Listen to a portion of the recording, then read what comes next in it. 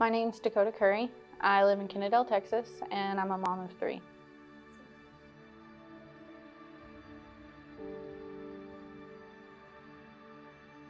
It kind of came out of nowhere for me. I had been in a long-term marriage with my ex-husband, father of my children, and after we divorced, I found to take care of myself in a whole bunch of non-ways. I would drink alcohol, I would use drugs, and it's then that I met my abuser. It started with the cell phone privileges. Like, he controlled what I could or could not do on my cell phone.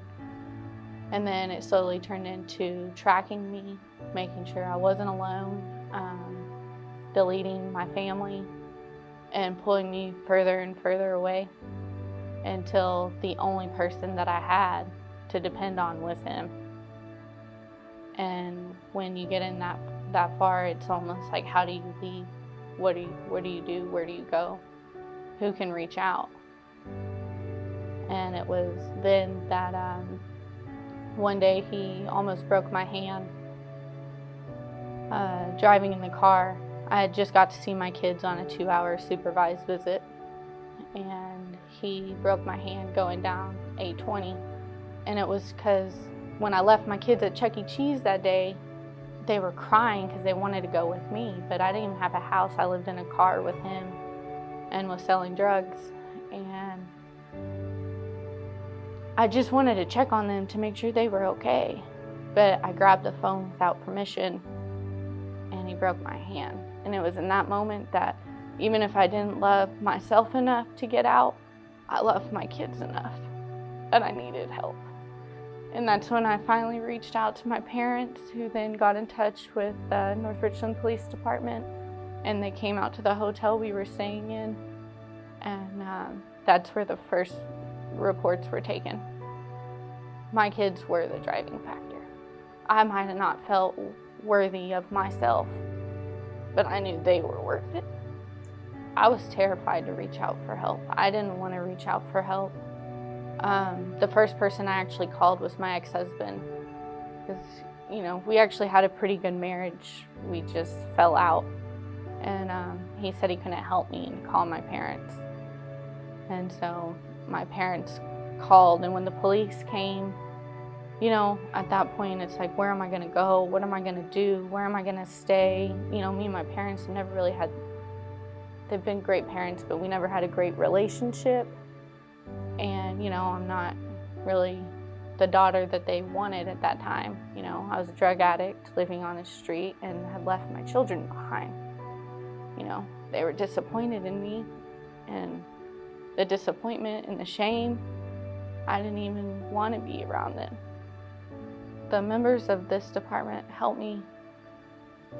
The 2 officers that showed up the first incident was Officer Kearney showed up to the first report, and Officer Miller. Officer Miller was actually with the Richland Hills Police Department, and so they both showed up, and there was something about Officer Kearney, maybe like a father type figure, and he didn't beat around the bush about nothing. He said, what drugs are involved? What's this? He didn't make me feel bad about anything. He sent me with Officer Miller, and that's where I met Christy, which was a crime victim advocate. And we did all the police reports, and we sat in lonely rooms for hours at times and did all the pictures, and tons of tears, because my parents had to sit there and listen to everything. And they never left. I ended up going back. I went back after I went home with my parents that night, about 3 days later.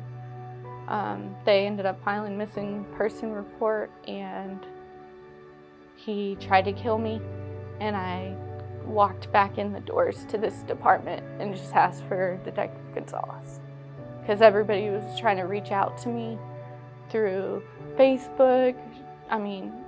Detective Gonzalez was calling at like 2 a.m. because that's when we were up and moving, and they never stopped working and being there with us.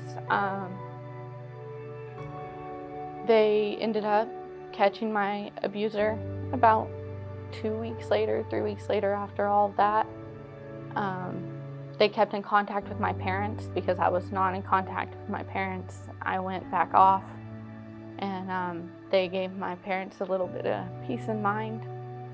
And then I reached back out to my victim advocate a whole year later because I was looking for some service work. And I had just, with all the information they had given me, I had used my crime victim compensation. I was able to get an apartment and get my first month's rent paid.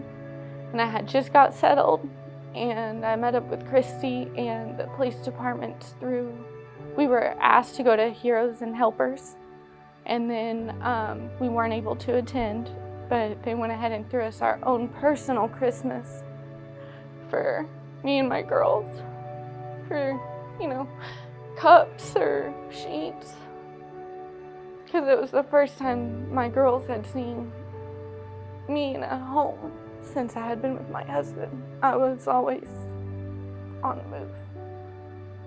So they, for the first time, had their own room and bed again. To be a victim of an abuser, back a long time ago, you'd always watch those Lifetime movies, and you'd see the girls, and you're like, I'll never be like that. Why would they stay? Why do they stay? Why? How does that even happen, But it's like a snap of a finger. Like, it went from, just let me see your cell phone to you can't have a cell phone to, it progresses day by day. And especially, while drugs are involved, it just seems like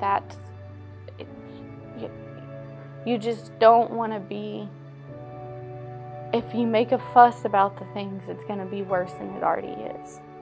So you just comply, because if you don't, it's going to be worse. And then every day you think, maybe it'll be better, Or, I filed the first police report and I bailed him out of jail. And, I thought since I bailed him out of jail and I stood by him, I was actually going to sign a non-waiver that nothing happened and get all the charges dropped, because an actual first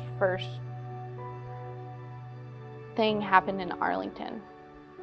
My roommate called the police, and the police officers of Arlington Police Department filed the charges and had a victim's person come out there, and I denied all accusations. And so I thought when I bailed him out of jail that it would give me the upper hand, and that, he couldn't hurt me anymore, because all he has to do is touch me once and I can call. But it never went that way, because you get in that moment and it just spirals. The difference between the emotional and the physical. The physical hurts, and there's scars still to this day. I put my makeup on and I see scars.